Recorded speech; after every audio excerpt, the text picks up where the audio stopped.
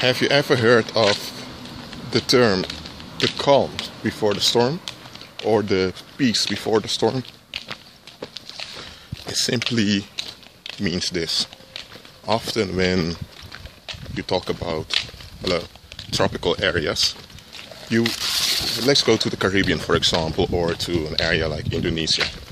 If there's a tropical storm developing in the atmosphere, the center of that storm will attract many clouds from the nearby countries.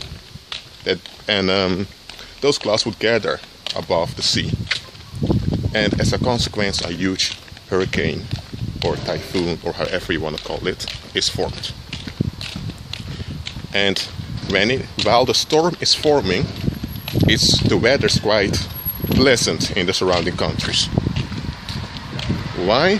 Because those clouds that used to hang around above those countries are now there in the formation of that great hurricane or cyclone, however you want to call it.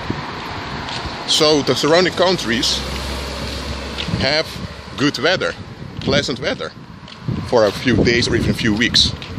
But then the hurricane arrives. In the Japanese call it typhoon, cyclone they call it in Hindi, I believe. Anyway, the great tropical storm arrives. And when the great tropical storm arrives, there's a flood of rain, a flood of lightning, a flood of thunder. Property and buildings are ruined.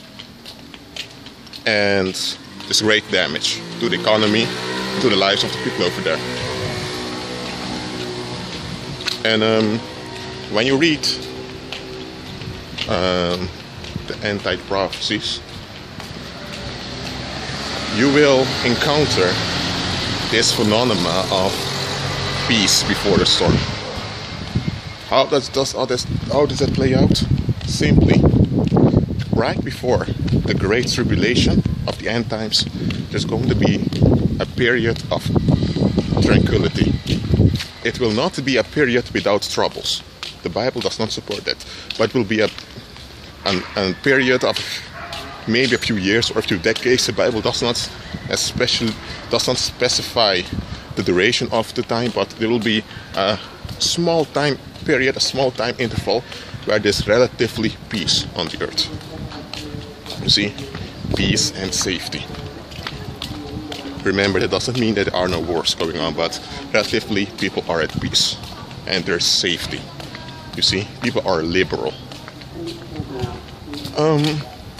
And the Bible makes clear, is when people feel comfortable with their civilization that is at peace, that is advanced and developed, thinking that things will only get better. It's right then that great calamity and great trouble will hit them very hard, and they won't be prepared for it at all. You see, this interval of so-called peace and safety, that's the interval we're in now. You may hear music on the background. That's from the radio in the public area here. Strange, I'm talking about peace before the storm, and that people